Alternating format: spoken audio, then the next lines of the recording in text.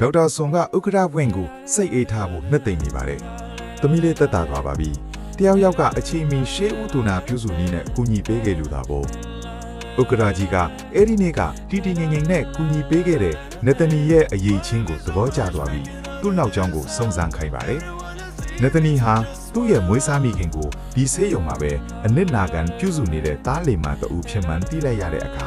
CEO ဥက္ကဋ္ဌဝင့်ကသူ့မိခင်ရဲ့ဆေးရုံစရိတ်အားလုံးကိုတိတ်တဆိတ်အကုံအကျခံပေးလိုက်ပါတယ်။ဒါပေမဲ့ဂျန်လုပ်ငန်းစုရုံးချုပ်ရှိမှာတော့နသနီတယောက်သူ့ကိုနှိမ်ချခဲ့တဲ့ဆွေမျိုးဟောင်းချင်းနဲ့ထိတ်တိုက်တိုးပါတော့တယ်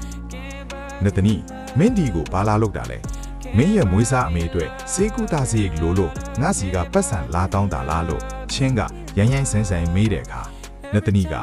ငါမင်းစီလာမဟုတ်ဘူး။ငါဥက္ကဋ္ဌဝင့်နဲ့တွေ့ဖို့လာတာလို့ပြက်ပြက်သားသားတုံ့ပြန်လိုက်ပါတော့တယ်